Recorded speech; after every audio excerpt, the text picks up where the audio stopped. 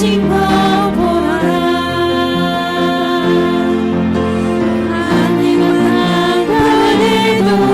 주의 말씀 영원히 내 삶 속에 세인을 행하리. 나의 가는 길 주님 인도하시네. 오늘 보이지 않아도 날 위해 일하시네. 주 나의 인도자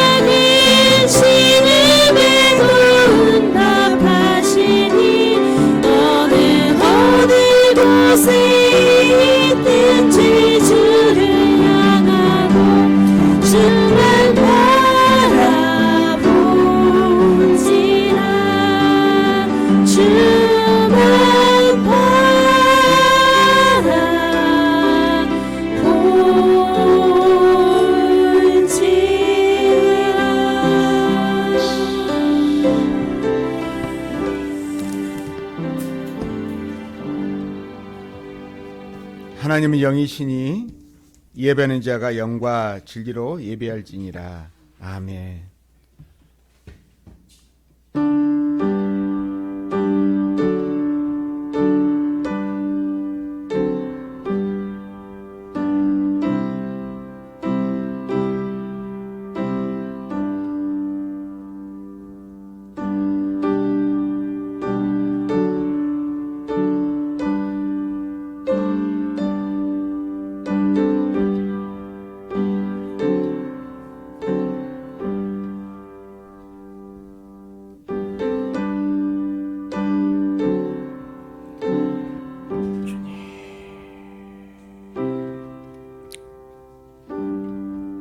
그때 사람들이 예수께서 안수하고 기도해 주심을 바라고 어린아이들 데리고 오매 제자들이 꾸짖거늘 예수께서 이르시되 어린아이를 용납하고 내게 오는 것을 금하지 말라.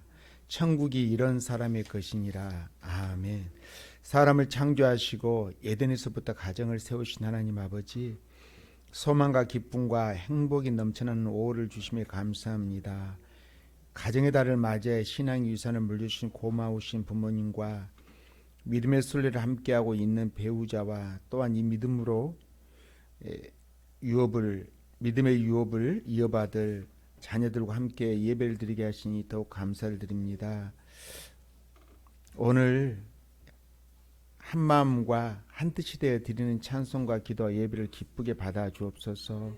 모든 영광을 삼일체 거룩하신 하나님께만 올려드리오며 이 모든 말씀 예수님 이름으로 기원합나이다. 아멘. 찬송가 21장입니다.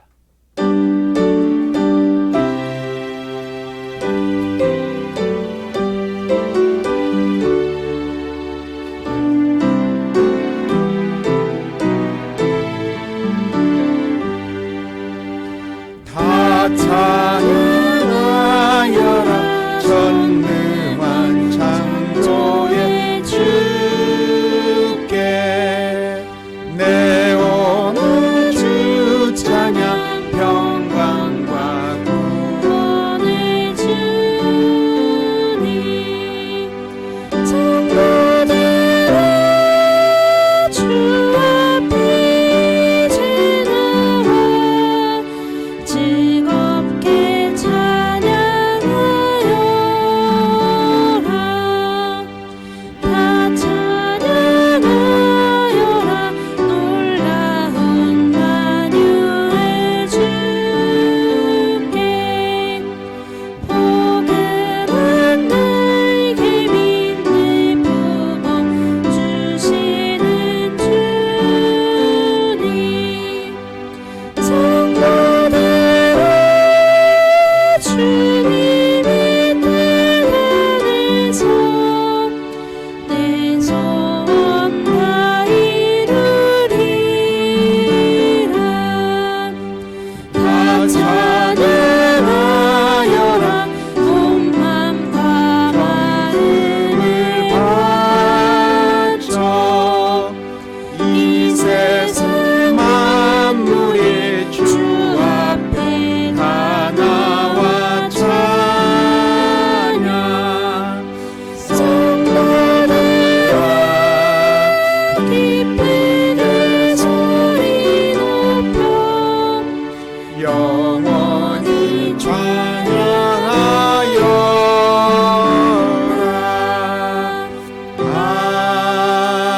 아멘. 이 시간에 우리가 참회 기도 시간입니다. 하나님 앞에 잘못한 거 하나하나 다 고백하시기 바랍니다.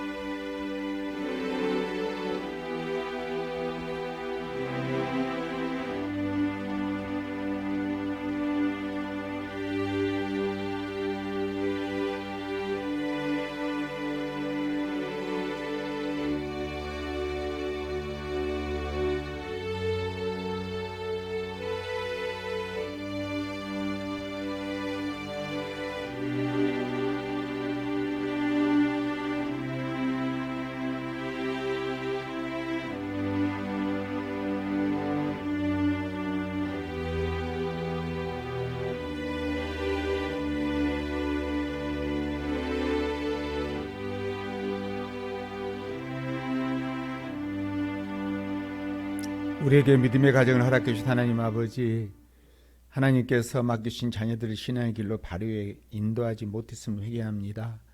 세상 일에는 성공해야 한다고 강요하면서도 신앙의 권면에 힘써 해주지 못했음을 회개합니다. 자녀들에게 위해 양식과 의복은 부족함 없이 공급하였으나 더 중요한 영혼의 양식을 먹이지 못했습니다. 아름답고 신실한 신앙의 모범이 보이지 못하므로 부모인 나의 모습에 실망하여 곁길로 가버린 자녀도 있습니다. 이들이 육신으로는 나의 자녀이지만 영으로는 하나님의 자녀인 것을 생각하지 못했습니다. 그러기에 자녀들에게 내 뜻을 강요하며 세상에서 성공만을 요구했습니다. 회개하오니 이 모든 어리석음을 용서해 주옵소서. 예수님의 이름으로 이 고백의 기도를 드립니다. 아멘. 여호와의 말씀이니라.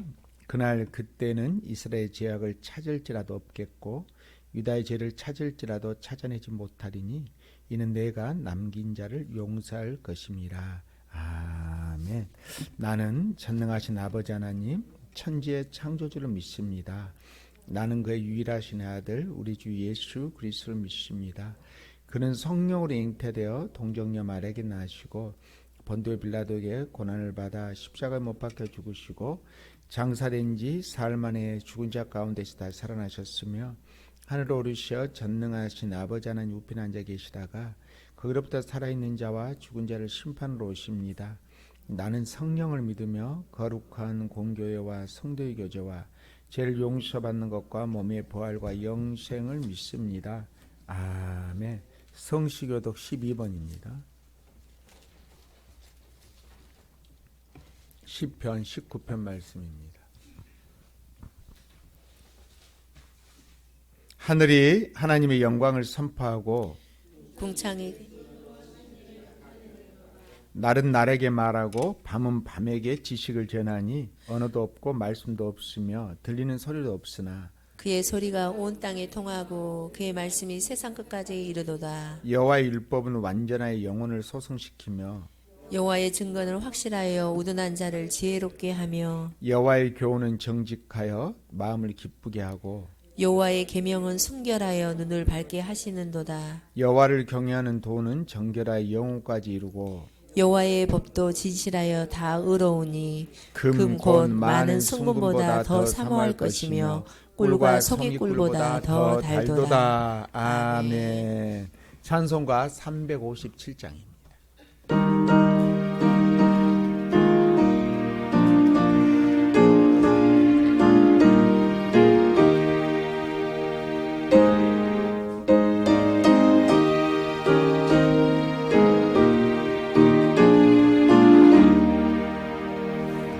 주님은 사랑 일어나 자 힘을 합하여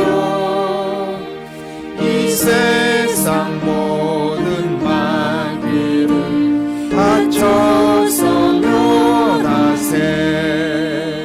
저 앞에 오는 적군을 다 싸워 이겨라. 주 예수 믿는 힘으로 온 세상 이기네. 믿음이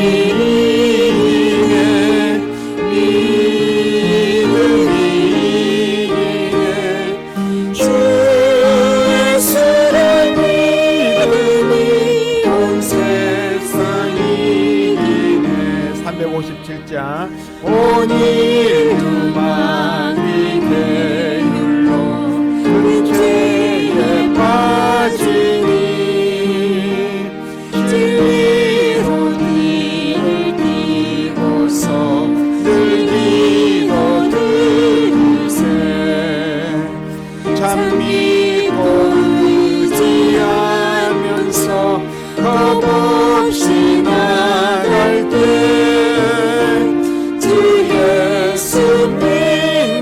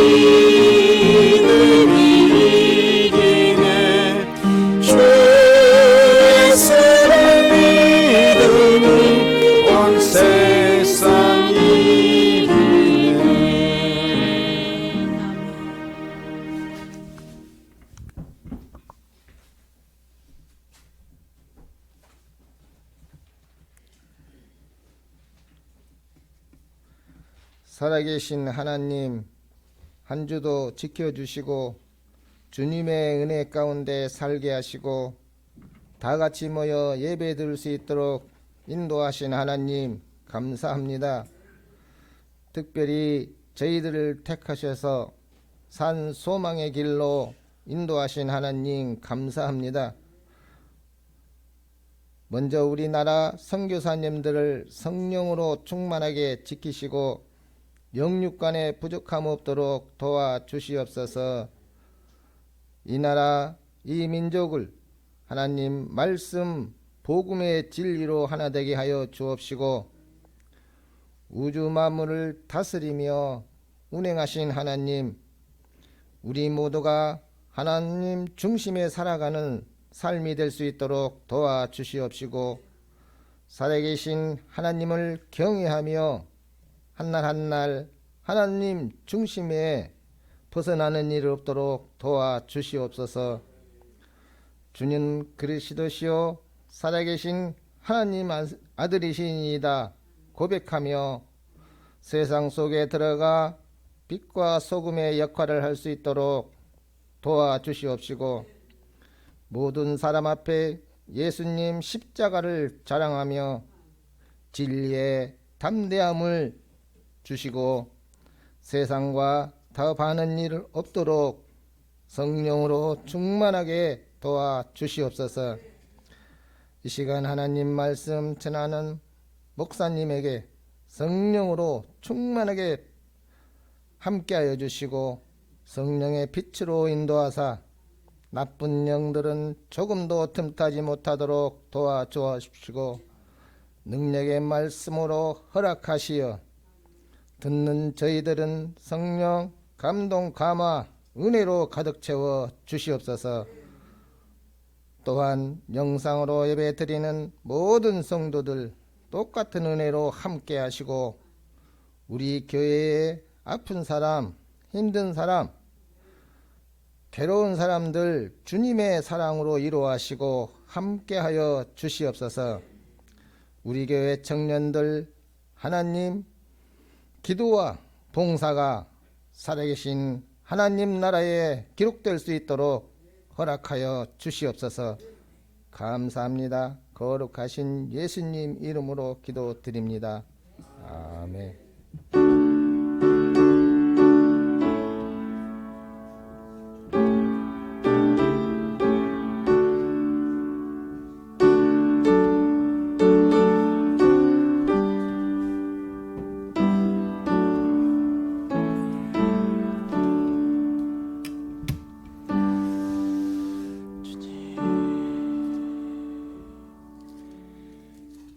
하나님 말씀입니다. 에베소서 6장 1절로 4절 말씀입니다. 16면입니다. 다 같이 우리 그 자리에서 암송 한번 해볼까요? 자녀들아 시작. 자녀들아 주 안에서 너희 부모에게 순종하라. 이것이 옳으니라. 내 아버지와 어머니를 공경하라. 이것은 하면 넘겨주셔야 돼요. 방송이니까. 다시 하겠습니다. 1절부터 다시 하면 다 같이 암송이 똑같으니까 화면을 넘겨주셔야 돼요. 영상 보는 사람들이 있으니까. 자녀들아 시작. 자녀들아 주 안에서 너희 부모에게 순종하라. 이것이 옳으니라. 내 아버지 어머니를 공경하라. 이것이 약속 있는 첫 계명이니 이로써 내가 잘되고 땅에서 장수하리라. 또 아비들아 너희 자녀를 노엽게 하지 말고 오직 주의 교훈과 훈계로 양육하라. 아멘. 여러분 서로 인사합니다. 사랑합니다.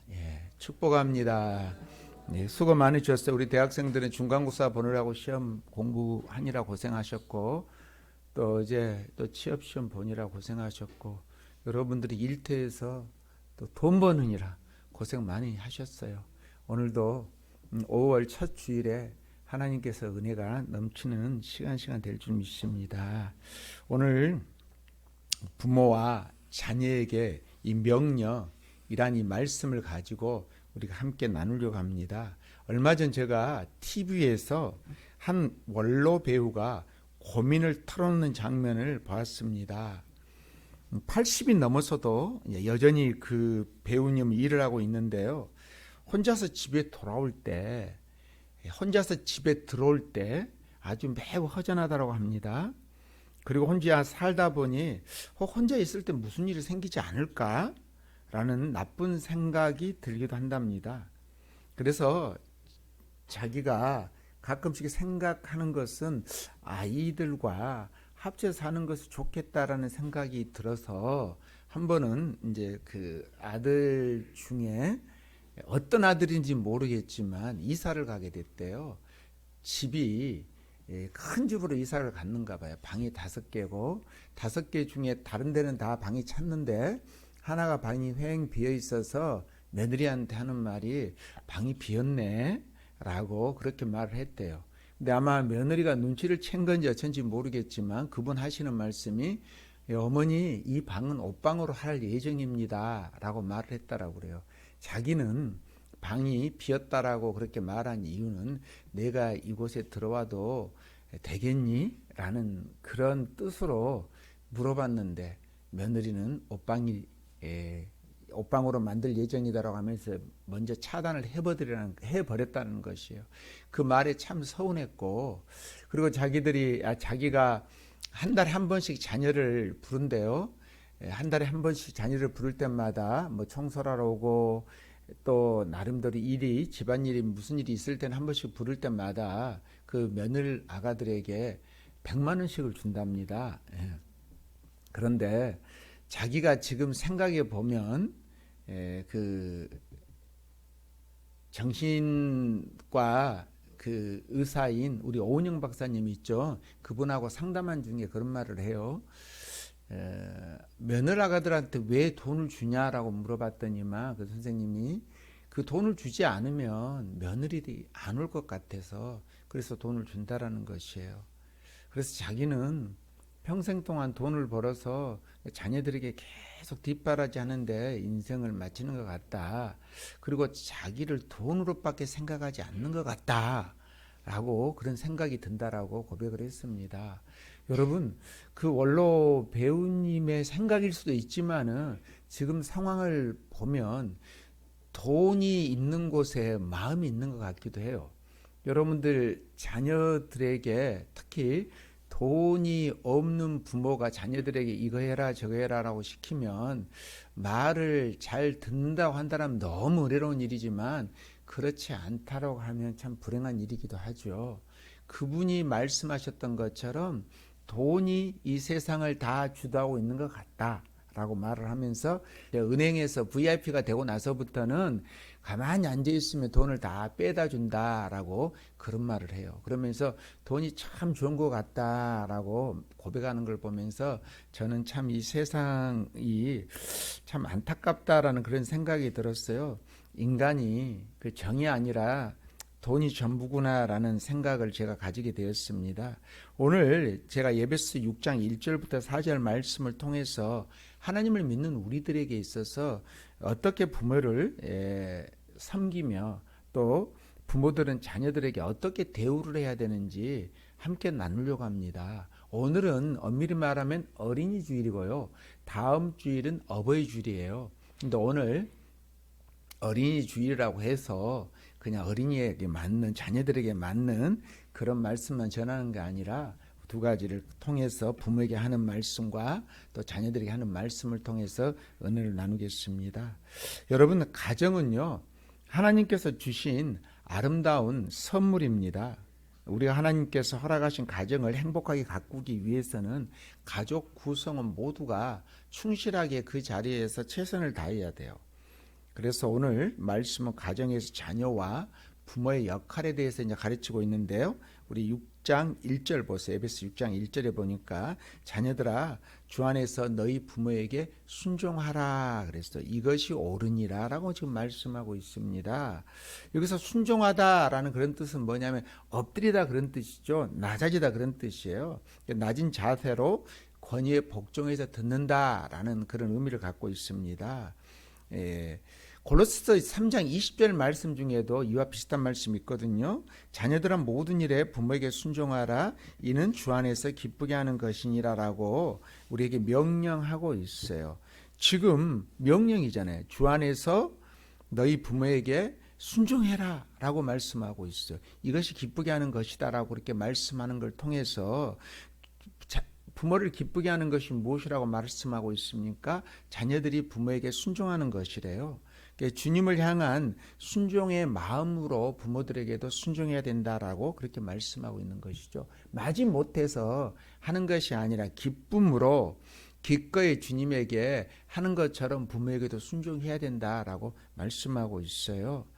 내 기분에 따라서 순종하고 싶을 때는 순종하고 그렇지 않을 때는 순종하지 않는 것이 아니라 언제든지 주 안에서 부모님을 기쁘게 하시는 것이 순종하는 길이기 때문에 순종을 해야 된다라고 그렇게 말씀하고 있어요. 예수님께서도 이 땅에 계셨을 때 부모님에게 순종하셨습니다. 하나님인 그 예수님께서 부모님에게 순종하신 걸 통해서 우리가 예수님의 그 본을 받은 자들이지 않습니까? 그러기에 우리들도 믿는 자녀라고 한다라면 예수님께서 부모님에게 순종하셨던 것처럼 우리도 부모님에게 순종하는 것이 당연한 일이다라고 그렇게 말씀하고 있어요. 그러면 이 순종이라는 것은 부모님 말씀에 아주 엎드려서 이렇게 경청하며 듣는 것이 순종이라 그렇게 말씀했는데요. 또 행동도 마찬가지고요. 근데 여기서 단서가 하나가 있어요. 주 안에서 순종해야 된다라고 그렇게 말씀하고 있습니다. 여러분, 이것은 주님의 뜻 안에서 순종해야 된다라는 것이죠. 여러분들 부모님이 말씀하신 것에 모든 것에 순종하라는 뜻이 아니라 주님께서 원하시는 뜻대로 순종해야 된다라는 것이죠. 부모들 같은 경우 자기 마음대로 권력을 행사하는 경우들이 생길 수 있지 않겠습니까? 그러니까 이 성경의 올바른 이 말씀 내에서가 아니라 자기 욕심과 자기 이기심을 통해서 자녀들에게 순종을 강요하는 경우들도 있다라는 것이에요. 그러니까 부모에 대한 순종은 예외 없는 절대적인 순종이 아니라 하나님의 말씀에 맞지 않는 일이라고 한다라면 그걸 거부할 수 있다라는 그런 말씀입니다. 그러기에 여러분들이 하나님의 말씀에 위배되지 않는 부모님의 요구라고 한다라면 그 말씀은 순종하는 것은 당연지사다, 당연한 일이다라고 지금 말씀하고 있습니다. 그러면서 2절에 내 아버지와 어머니를 공경하라, 이것이 약속이 있는 첫 계명이다라고 또 말씀하고 있어요. 아버지 어머니를 공경해야 된다라고 그렇게 말씀하고 있는데요. 이 공경이라는 뜻이 사전적 의미가 공손히 받들어 모신다라는 그런 뜻이에요. 여러분들 부모님을 공경하십니까? 라고 물어보면 여러분들 어떻게 대답하실 수 있을 것 같아요? 오늘 이 말씀을 통해서 우리 부모님은 공경받을 가치가 없습니다 라고 생각하는 성도들이 있으면 생각을 바꿔야 돼요. 어떤 목사님이 이렇게 이 공경이란 말을 표현하고 있더라고요. 합당한 가치를 합당한 사람에게 드린다라고 그렇게 말씀하고 있어요. 어린 나이에 부모님에게 순종했다고 한다라면 이제 성인이 돼서는 합당한 존경을 드리며 재정 공급까지 의미하고 있다라고 지금 말씀하고 있어요. 이 말씀은 무엇이냐면 순종이라고 한다는 것은 제한을 두잖아요. 주 안에서 순종해야 된다라고 그렇게 주님의 뜻 가운데 순종하는 거 제한적인 의미를 담고 있지만 공경이라는 것은 제한적인 의미를 담고 있지 않습니다. 자기 부모라고 한다라면 당연히 공경해야 된다. 자기 자신을 낳아주는 부모님에게는 무조건 공경해야 된다. 그분이 부족하다 할지라도 모자라다 할지라도 당연히 공경하는 것은 당연한 일이다라는 것이에요. 그러니까 여러분들이 그 제한적인 부분을 가지고 이런 부분들은 이래서 공경할 필요가 없어. 그것은 잘못됐다라는 것이에요. 그건 공경이 아니다라는 그런 뜻입니다. 그러니까 자녀들이 부모를 공경하는 것은 일생 동안 평생 유지돼야만 하는 것이 바로 공경이다라는 그런 뜻이에요. 여러분들 좀 생각이 바꿔지겠습니까? 여러분들 부모님에게 우리 부모에게 배울 것도 없어. 우리 부모에게는 나한테 딱히 선한 영향을 끼친 게 없어 라고 생각될 수 있지만은 그런 부모 밑에서 자란 여러분들에게 있어서 해야 될 일들이 무엇이냐면 당연히 부모는 공경의 대상이지 무시의 대상이 아니다라고 그렇게 말씀하고 있습니다. 부모를 공경할 때 지금 약속을 하고 있잖아요. 땅에서 잘되고 장수하리라라고 그렇게 말씀하고 있어요. 여러분, 부모님을 공경한다는 것 자체가 잘 된다라는 것이 이게 무슨 뜻일까요? 그 아이는 그 어머니의 거울이라 그러잖아요. 즉 부모님의 거울이라 그러지 않습니까? 여러분들이 지금 어떻게 부모님들을 공격했는가에 따라서 자녀들이 그대로 보고 있다라는 그런 뜻입니다. 그래서요, 우리가 부모님을 공경한 사람들은, 부모님을 잘 섬기는 사람들은 그걸 그대로 자녀들이 보고 그대로 배워서 우리에게도 잘해 준다니까요. 때로는 부모를 통해서 우리가 상처를 받을 수도 있어요. 그것은 이따 우리 자녀들에게 했던 말고 부모에게 했던 말 가운데 더 자세히 말을 하겠지만, 그럼에도 불구하고 부모는 나에게 공경의 대상이다라고 그렇게 말씀하고 있어요. 오늘 이것이 약속 있는 첫 계명이다 말씀하고 있어요. 이것이 왜 첫 계명이 될 수 있는가? 10계명 중에서 1부터 4계명은 나와 하나님의 관계 속에서 지켜야 할 계명이잖아요.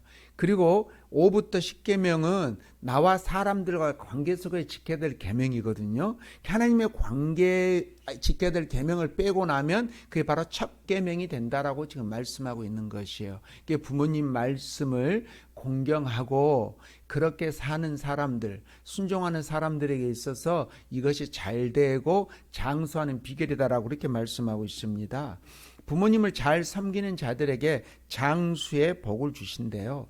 그러면 반대로 일찍 죽은 사람들 같은 경우는 부모를 공경하지 않아서 빨리 죽었다라고 할 수 없다라는 것이죠. 지금 하나님께서는 우리에게 부모를 잘 섬기는 사람들에게 장수의 복을 주신다라는 것은 항상 조건이 있는 것이죠. 여러분들의 마음대로 사는 것이 아니라 주님의 뜻대로, 여러분들의 몸을 함부로 사용한 게 아니라 여러분들 몸을 잘 관리를 하면서 하나님께 주신 성전이라고 생각하고 관리를 잘 하면서 살아가야 되는데, 나는 부모님을 잘 섬기니까 맨날 그냥 술이나 그냥 그 무슨 큰 병을 대병이라 그러는가요? 대병으로 맨날 마시면 그 사람이 장수할 수 있겠습니까? 장수 못하죠.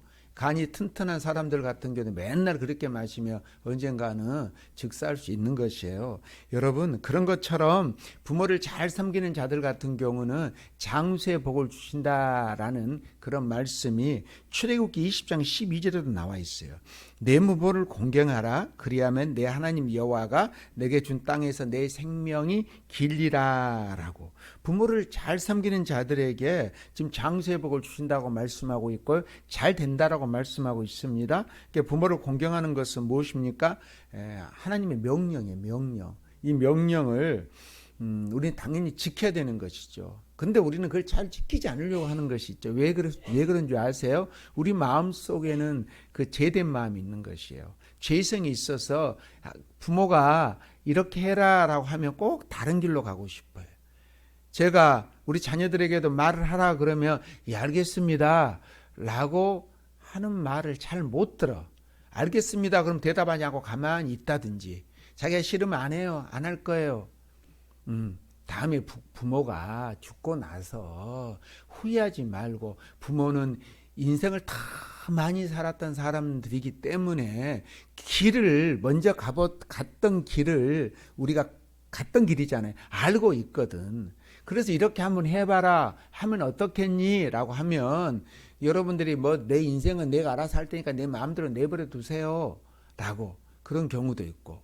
그리고 어떤 자녀가 이런 말을 한 걸 들어본 적이 있어요. 아니 내가 그렇게 안 한다고 할 때 몽댕이를 때려서라도 나를 갖다 그렇게 하게 만들지 왜 그때 그냥 내버려 뒀냐고 부모를 갖다 타박하는 경우도 또 들어본 적이 있어요. 여러분, 부모가 말하는 말씀에 대해서 오늘 그러잖아요. 순종해라, 공경해라. 이것이 네가 잘되고 장수하는 비결이다라고 그렇게 말씀하고 있지 않습니까? 그러니까 부모님의 말씀에 대해서 잘 여러분들이 어떤 부분에 분별을 할 수 있어야 된다니까요. 이런 경우는 또 순종하면 안 되겠죠. 주일날에 당연히 예배 들으러 가야 되는데 오늘 뭐 예를 들어서 무슨 일이 있으니까 가족 모임 가지 않을래? 라고 하면서 예배를 빠진다든지, 그는 주 안에서 그게 딱 보면 그건 잘못된 일이잖아요. 여러분들이 그 안에서 잘 이렇게 파악하시기를 바라고요. 그러면 자녀로서 가장 큰 효도가 무엇일까라고 한번 생각을 해봤어요. 부모로서 제가 부모잖아요. 자녀들이 어떤 것이 제일 큰 효도일까라는 것이에요. 매월 용돈을 챙겨주고, 아직 우리 자녀들 같은 경우는 용돈을 뭐 주거나 그러지는 않아요. 상황이 용돈을 달라 한 적도 없지만은, 하지만 제가 뭐 어느 상황이 되면 얼마씩은 줘야 된다라고 제가 우리 세미한테는 말을 해놨어요. 와정한테도 말했는지 모르겠지만 매일 용돈을 챙겨주고, 이것도 좋은 일이기도 하죠. 그 다음에 생일 때 감사하다고 예의를 갖추면서 선물을 해주는 거, 이건 당연한 일이지 않겠습니까? 그리고 전화를 걸어서 안부를 갖다 물어보고, 이것도 다 중요해요. 당연한 일입니다. 그런데 당연히 해야 될 일이지만 진짜로 중요한 거 제가 생각해 보니 딱 하나예요. 예수님 잘 믿고 신앙생활 잘 하는 거, 이것이 최고의 복이라는 것이죠. 우리 대성이가 엄마한테, 엄마 내가 오늘 이 용돈 한 달에 10만 원 드릴게. 와, 우리 대성이 대단하다라고 할 수 있어요. 그렇지만 대성이가 다 오늘처럼 그냥 아무런 도움 없이 다 예배 나와갖고 앉아있게만 앉아있으면 그것 이상, 야 대성아 용돈 안 줘도 돼. 응? 예배만 참석하면 나는 그거 이상 흡족해 라고 한다고 해서 그 말씀을 그대로 믿으면 안 돼. 돈은 돈대로 주고 예배는 예배대로 참석하고, 부모님은 그래야 돼요. 부모님한테 그렇게 해야 되는 것이에요. 여러분들 부모님들이 이거 음식 사다 준다 해가지고 나는 이거 별로 안 좋아해, 선물 이거 안 돼, 그러면 안 되는 것이에요. 이것은 부모님들은 싫다라고 하지만 부모님 마음속에는 어떤 마음이 있냐면 자녀가 잘 되는 마음이 있는 가운데서 항상 또한 하나의 마음은 미안한 마음도 있어. 자녀들에게 못해줬다라는 마음이 있기 때문에 자녀들이 돈 쓰는 것에 대해 당당한 부모님들도 있긴 있더라고요. 근데 이곳에 본 여러분들은 아마 미안해서 자꾸 괜찮아, 됐어, 괜찮으면서 땡긴다니까. 그러니까 여러분들은 항상 그 마음에 대해서 부모님한테 기념일은 분명히 챙겨줘야 되는 것이고, 당연히 해야 될 일은 당연히 해야 된다라는 것이죠. 그러니까 자녀들이 그 선물을 할 때 여러분들은 절대 사용하지 마시기를 바라요. 그리고 자녀들도 부모님이 사용한다고 해서 그걸 그대로 고지고대로 믿으면 안 된다라는 것이죠. 이 앞주 금요일에 우리 총회에서 신앙 전수 모범 가정 신앙 시상식이 있었어요. 이 말씀 무엇이냐면, 그 부모님으로 받은 신앙의 위산을 잘 간직해서 지금도 여전히 잘 믿고 있는 사람들에게 시상을 하는 그런 시상식이었는데, 대상을 받은 사람들 같은 경우는 목회자 가정이었어요. 그 가정은 100년 동안 가정 예배를 갖다가 드리고 있고 새벽 예배를 지금도 여전히 드리고 있대요. 그래서 그분이 이제 대상을 받았고, 그 다음에 또 상을 받는 사람들 보면 어떤 권사님 가정은 내 아들이 4명인지 더 많은지는 모르겠지만 내 아들을 목사님, 선교사님으로 이렇게 만들었대요. 그리고 또 다른 사람들 같은 경우는 부모님에게 받은 그 신앙을 갖다 잘 지켜서 여전히 신앙생활을 잘하고 있는 사람들에게 상을 주는 거였어요. 격려하는 것이죠. 수고했다라고. 앞으로 더 수고해라, 그런 뜻이지 않겠습니까? 그러니까 우리 믿음의 사람들 같은 경우는 그 자녀들이 어찌됐든 끝까지 하나님을 잘 믿는 거, 그거거든. 그것밖에 없어요. 그러니까 자녀들이 하나님을 끝까지 포기하지 않고 잘 믿는 거. 여러분들 가정에서 혼자만 나온 사람들도 있잖아요. 우리 청년 같은 경우도 혼자만 지금 믿고 있는데 얼마나 귀합니까? 그러니까 여러분들이 잘 들었던 걸 가지고 잘 기억을 해서 다음에 결혼을 하고 자녀를 키울 때 내가 우선순위로 해야 될 것이 학원 보내는 거, 형편이 되면 학원을 보내야 되겠죠. 형편이 되면 더 좋은 학원 보내야 되겠죠. 영어 좀 보낸 건 말은 하지는 않아요. 그렇지만 주일날 빠지면서까지 그러면 안 되는 것이에요. 주일날 빠지면서까지 얘 장래를 위해서 공부를 시키는 거, 그런 사람 우리 목동에 비일비재합니다. 아주 많이 있어요. 그거 잘못했다는 것입니다. 여러분, 자녀들을 잘 키운다는 것은 무엇이냐면 주 안에서 바로 잘 클 수 있도록 도와주는 것이 잘 키우는 것이에요. 그러면서 6장 4절에 보세요. 아비들아 너희 자녀를 넓게 하지 말고 오직 주의 교훈과 훈계로 양육하라 라고 그렇게 말씀하고 있어요. 이제 자녀들을 어떻게 키우라고 말씀하고 있습니까? 주의 교훈과 훈계로 양육해라. 근데 그 앞에 단서 하나가 나와 있어요. 노엽게 하지 말라라고 그렇게 말해요. 어떤 목사님이 예화를 적어놨는데 자기 있었던 일이래요. 자기가 지는 사춘기 때 말을 안 들어서 좀 집에를 갖다 좀 늦게 들어오고 좀 그랬는가 봐요. 그러니까 자기가 대꾸를 하다 보니까 자기 부모님이 그러더래요. 야, 에베소 6장 1절에 하나님께서 뭐라고 말씀하셨냐? 주 안에서 순종해라. 부모님 말씀에 순종해라 라고 그렇게 말씀하지 않았어? 라고 하니까 그 어린아이였던 중학생이었던 그 목사님께서 하시는 말씀이 아버지 4절에 그렇게 나와 있지 않습니까? 자녀들을 넓게 하지 말라고 그러고 뒤지게 맞았다고 그 말을 해요. 여러분, 자녀들을 넓게 하지 말라라는 거. 자기의 어떤 잘못된 생각이나 행동을 갖다가 합당하다고 하는 부분에 대해서 이건 잘못됐다라는 것이에요. 이 명령이요. 그 당시 2000년 전에 상당히 충격적인 명령입니다. 로마 법 하에서 아비는요. 태어날 때 자녀를 죽여도 아무런 문제가 되지 않았어요. 아비에게 권한이 있었어요. 자녀를 죽일지 살릴지 권한이 있었대요. 그리고 언제든지 자녀를 노예로 팔릴 수 있는 권한도 있었대요. 심지어 죽일 수도 있었다라는 것이죠. 그 로마법에서 허용을 하고 있다라는 것입니다. 그 당시 그런 상황에서 지금 바울 사도가 하시는 이 말씀은 아주 대단한 쇼킹한 말이라는 것이죠. 자녀들을 넓게 하지 말라라는 것이에요. 바울은 자녀들을 함부로 네 소유처럼 다루지 말라. 함부로 네가 네 마음대로 팔아먹든다든지 죽인다든지 하지 말라는 그런 뜻이에요. 이것은 바로 하나님께 주신 선물이기 때문에 잘 기억하고 인격체로서 대우를 해줘야 된다라고 지금 말씀하고 있습니다. 여러분, 자녀를 넓게 하지 말라. 그 다음에 이어지는 말씀을 여러분 보세요. 주의 교훈과 훈계로 양육하라. 그렇게 말씀하고 있잖아요. 하나님 말씀으로 그들을 양육해야 되는 것이에요. 삼성에 지금은 작고하신 이병철 회장님이라고 그분이 살아생전에 고백했던 것 중에 있어요. 자기 마음대로 안 되는 것이 두 개가 있었대요. 자기 마음대로 안 되는 것이 첫 번째는 골프였고 두 번째는 자녀 양육이었대요. 맞아요. 자녀 양육은 내 마음대로 되는 게 아니에요. 우리는 먼저 살아봤기 때문에 길을 안다 했잖아요. 이렇게 살면 되는데 자녀들은 내 마음대로 안 되는 것이에요.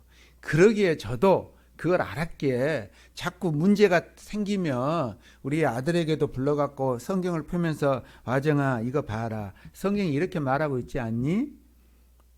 제가 제 어떤 욕심대로 막 그냥 혼을 내면서 그렇게 할 수도 있음에도 말씀을 펴놓고 제 집사 때죠. 야, 성경이 이렇게 말하고 있잖아. 이거 조심해야 된다.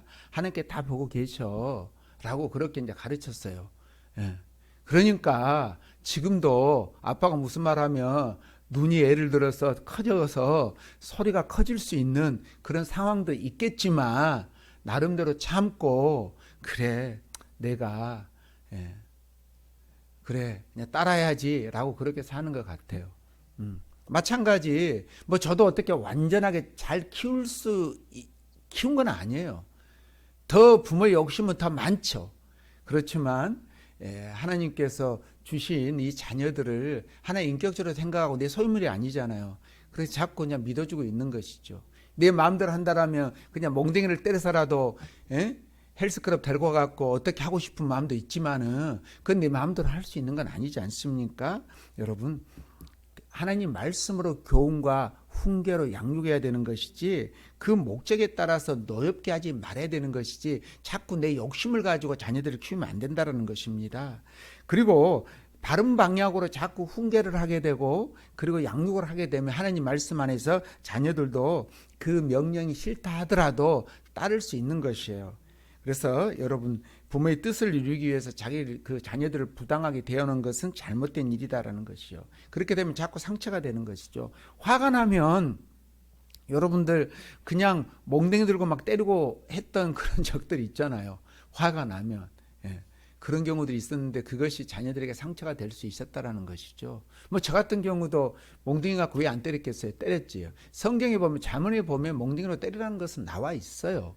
그렇지만 되도록 발바닥을 때리려고 노력을 했다는 것이죠. 자기 감정을 갖다가 자꾸 뭐 나타낸다거나 그런 경우보다는 문제가 있으면 제가 그 대학원 다닐 때 기독교 교육을 하면서 대학원을 다닐 때 두 가지 걸 가지고 발표를 했는데 하나는 자녀를 키울 때 때리면 안 된다라는 거 하나 저에게 주어진 레포트는 보고는 때려야 된다라는 것이었어요. 그래서 제가 잠언을 갖다 쭉 찾으면서 애들은 때려야 된다라는 것을 제가 보고를 해서 그렇지만 감정이 들어가서는 안 된다. 잘못된 것은 잘못됐다라고 확실히 때려야 된다. 그렇다고 때마다 감정에 따라 때리면 안 되는 것이죠. 말로 훈계를 하고 자꾸 이야기를 하고 이것들은 잘못된 것이다 라고 했는데도 말을 더 이상 듣지 않을 때는 네가 문제를 일으킨 부분에서는 당연한 응분의 대가는 치러져야 된다라는 것을 가르치는 것이죠. 말로만 하게 되면요, 그게 너무 좋은 방법일 수 있기는 하지만은 인간들에겐 죄성이 있어가지고 뺀질 말을 안 듣는다니까. 그러면서 여러분들이 소리를 지르게 되고 아마 다 큰 청년들에게도 아마 부모님들이 소리 지르는 경우도 있을 거예요.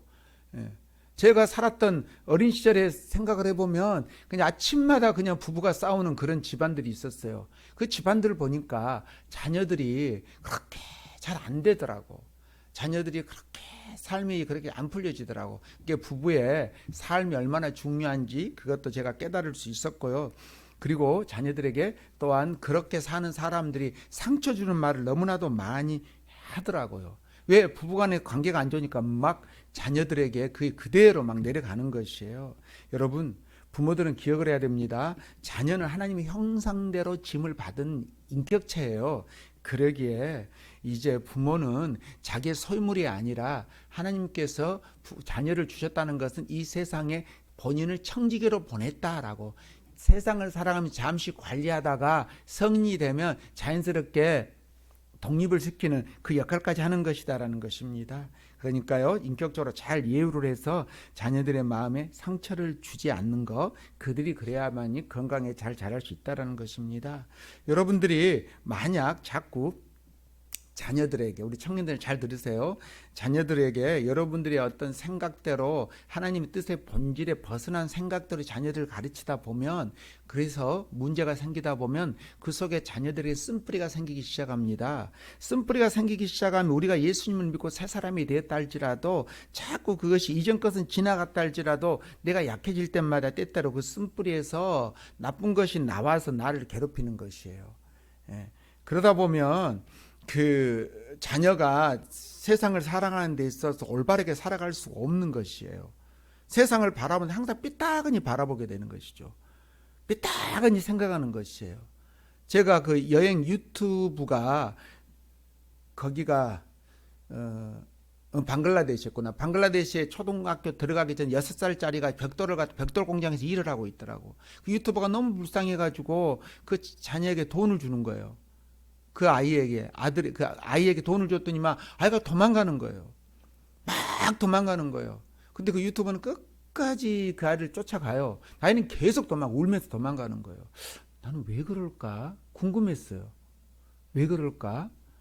그래서 이제 그 일하는 인부들 어른들하고 이렇게 이야기를 하면서 이 아이를 갖다 돈을 갖다 꼭 전해주라고 그러면서 그렇게 이야기를 갖다가 이제 하더라고. 근데 옆에서 가이드 주는 사람이 이런 말을 해요. 그 현진이었는데, 돈을 받게 되면 엄마가 자기를 판 걸로 생각해서 그런 것 같다라는 것이지. 돈을 받게 되면 엄마가 나를 팔았구나 라고 생각이 들어서 돈을 안 받는다라는 것이에요. 이거 왜 그러겠어요? 부모 없이, 그 엄마만, 아빠 없이, 엄마 밑에서 엄마는 병들었고 힘들게 살아가는 그 아이에게 얼마나 6살 동안, 이렇게 6년 동안 살아면서 그 상처가 벌써 생긴 거이지 않겠습니까? 그것처럼 여러분 상처가 생기기 시작하면요, 그것은 그렇게 쉽게 없어지지 않는 것입니다. 그러니까 많은 사람들이 그 어린 시절 부모에게로부터 받은 상처 때문에 쓴뿌리가 될 수 있기 때문에 우리는 항상 주님께서 말씀하신 그 교훈과 훈계로 양육해야 된다라는 그런 말씀이에요.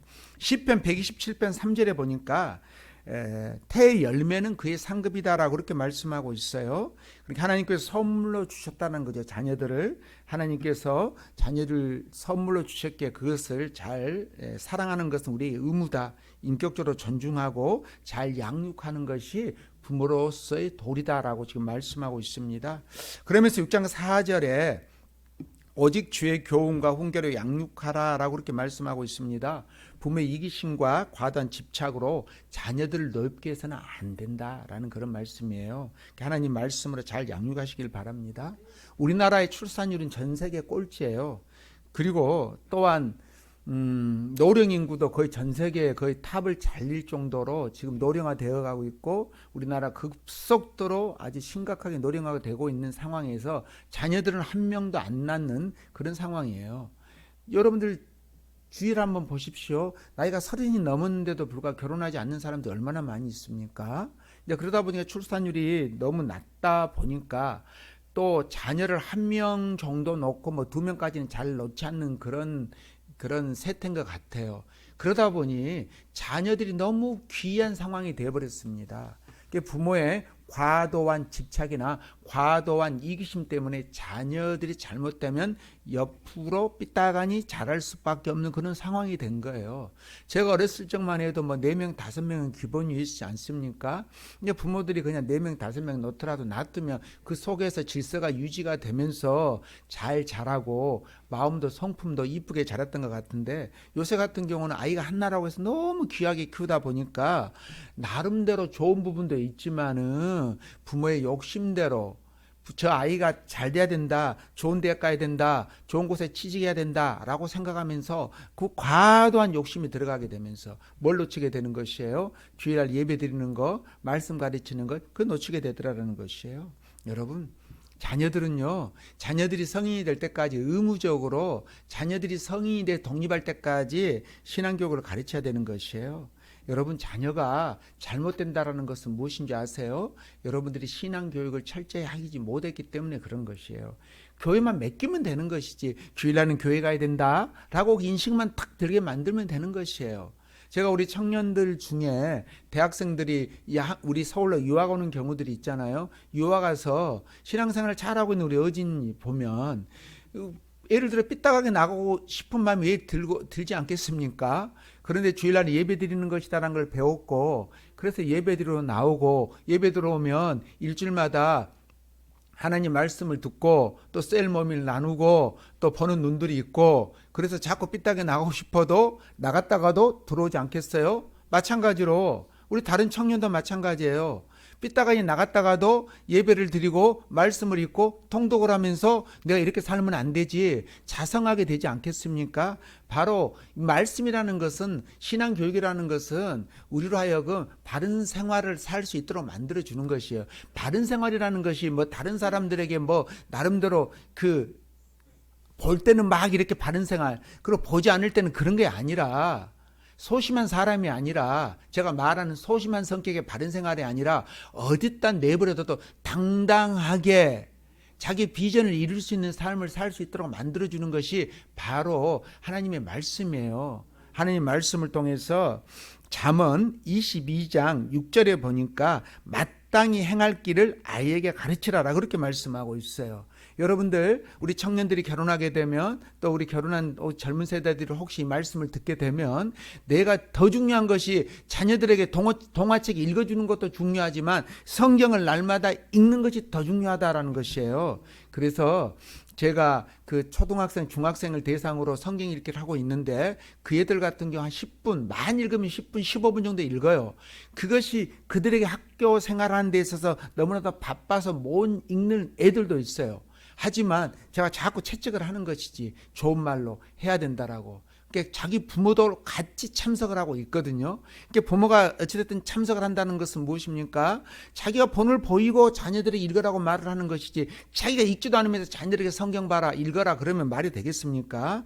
바로 신앙 교육은 있잖아요.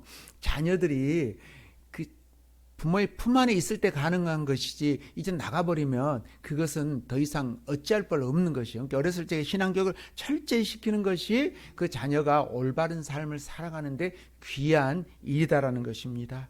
여러분, 혹시 여러분들이 자녀들이라고 한다면 부모님의 은혜를 잊지 말고 공경하십시오. 그것이 바로 여러분들이 축복이 임하는 길이다라는 것이고요. 혹시 부모님들을 한다면 주의 교양과 훈계로 하나님 말씀대로 자녀를 잘 양육하시기 바랍니다. 그것이 바로 부모들의 책임입니다. 시대가 아무리 변한다 할지라도 하나님 말씀은 절대 변하지 않는 것이에요. 하나님 말씀은 제가 30년 전에 봤던 말씀이나 지금이나 절대 변하지 않고 있지만, 그 말씀을 읽어보면 읽어볼수록 지금은 더 진국이라는 걸 알게 되는 것이고, 이 속에서 진리가 있었구나라는 걸 더 깨닫게 되는 그 차이가 있는 것이지, 하나님 말씀은 시대가 변해 절대 변하지 않는 것이기 때문에 이 세상에 책을 갖다 읽어야 되겠다 한다라면, 난 책을 안 좋아한다 할지라도 성경을 읽게 되면요, 여러분의 이 세상에, 어두운 세상에 길을 환히 비춰줄 수 있는 하나님 말씀대로 사는 여러분 되시기를 주님의 이름으로 축복합니다. 하나님 감사합니다. 주님께서 오늘도 말씀을 통해서 깨닫게 하심을 감사합니다. 자녀로서, 부모로서 올바른 삶과 올바른 길이 무엇인지 깨닫게 하심을 감사드리며, 우리 사랑하는 성도들 하나님 안에서 귀하게 쓰임받을 수 있도록 도와주시옵시고, 부모로서의 삶은 자녀들을 잘 훈계하고 말씀으로 가르치는 것과, 그리고 자녀로서 삶은 부모 말씀을 순종하고 공경한 일이라는 것을 깨닫게 하시고, 오늘도 그 말씀대로 나아갈 수 있도록 도와주시옵소서. 앞으로도 그런 삶을 살기를 원하오며, 이 모든 말씀 우리 주 예수님 이름으로 기도드립니다. 아멘. 찬송가 563장입니다.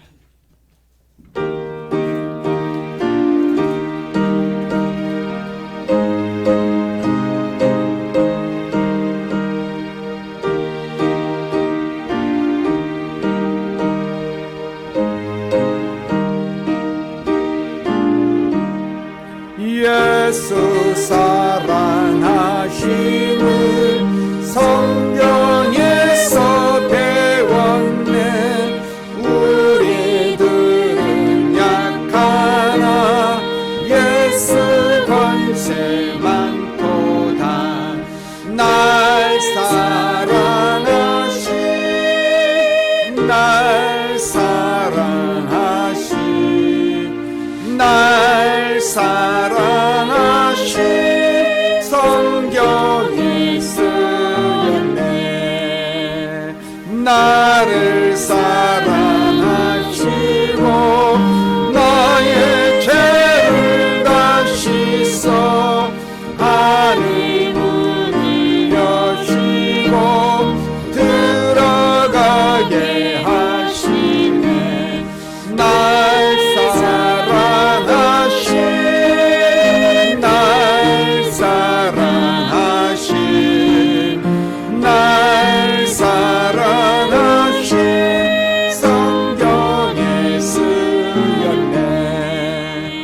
내가 연약할수록 더욱 귀히 여기사 높은 보좌 위에서 낮은 나를 보시니.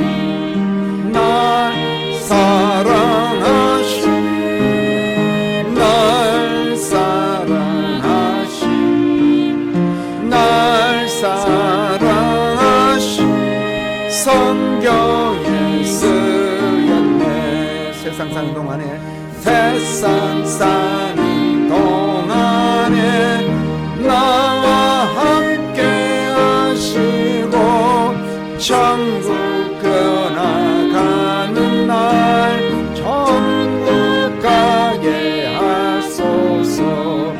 날 사랑하신, 날 사랑하신, 날 사랑하신 성경에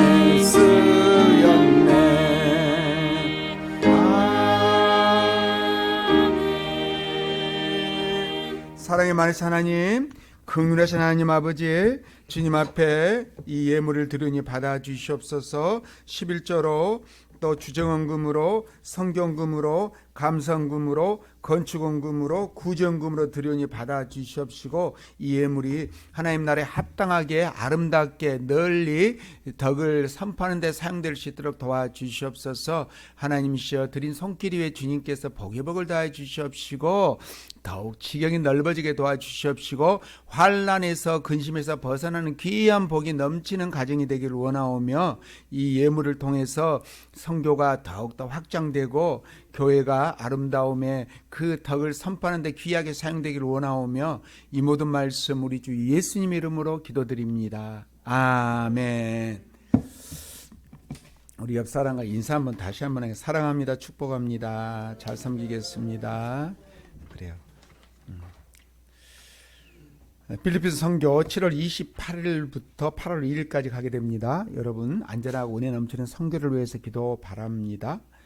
선교 훈련은 계속해서 우리 3시부터 받고 있는데요. 위에서 좀 기도해 주길 바라고요.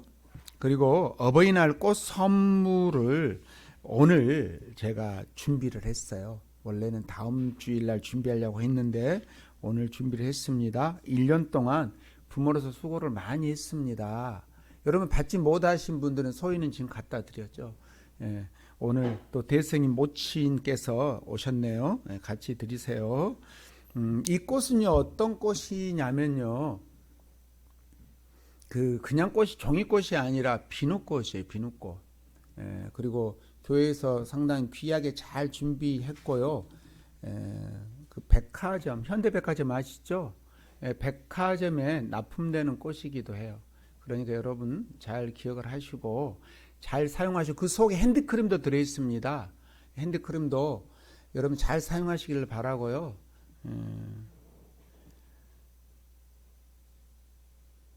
돼지에게 진주 목걸이가 아무런 소용이 없듯이, 그러죠? 여러분들에게는 이 꽃이 아무 소용이 없다라고 한다면 그냥 그대로 놔두고 가면 돼요. 가치를 모르면 안 갖고 가도 된다라는 것이죠. 가치를 아는 사람들만 갖고 가시고, 가치를 모르는 사람은 놔두고 가시고요. 그냥 앞에는 이것도요 비누꽃이에요. 비누꽃인데 이쁘잖아요. 이것도 이쁘고 여러분들 받으신 것도 이쁘고 다 이뻐. 그러니까 가치를 아는 사람 갖고 가시기 바랍니다. 바로 흡족한 얼굴을 띠는 사람도 있어요. 이런 사람들은 가치를 아는 사람이라는 것이지, 가치를 모르는 사람은 뭔지를 몰라. 이걸 왜 나한테 왜 준다냐 라고 생각할 수 있는 것이에요. 여러분 오늘 또 와주셔서 감사하고요. 또 오늘 오셔야 되는데 못 오신 분들이 있어요. 이분들 같은 경우는 선물을 또 더 준비를 해가지고 이제 드리긴 드리겠지만 다음 주까지는 제가 이제 드리겠습니다. 근데 그 다음부터는 이제 그 다음 주까지 안 나오면 그 다음부터는 이것이 이제 유효기간이 끝나는 것이에요. 그렇게 기억을 하시고요. 그럼 주위 사람들에게 전화를 해서 목사님이 교회에서 선물을 준비했는데 이거 괜찮더라라고 하면 전화를 하셔서 꼭 다음 주까지 나올 수 있도록 하시기 바랍니다. 그래 우리 다 같이 찬송가 559장 하며 예배를 마치겠습니다. 이제 앉아서 부르시면 되겠습니다.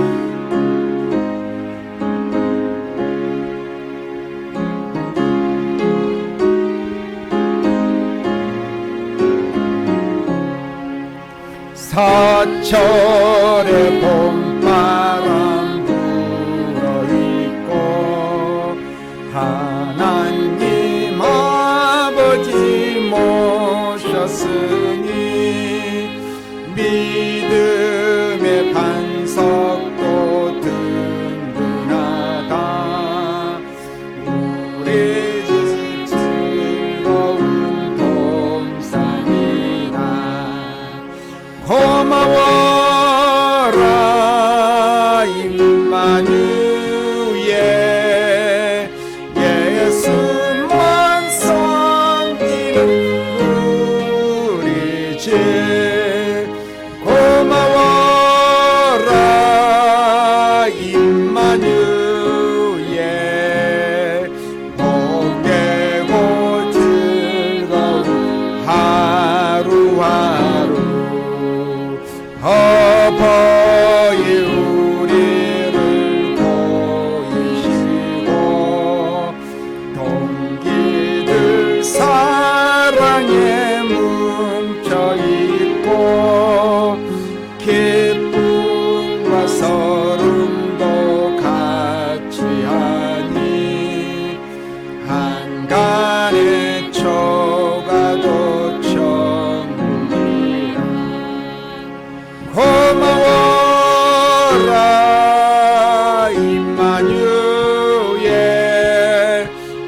예수만 섬기는 우리 집 고마워라 임마누엘 복되고 주 고마워라 임마누엘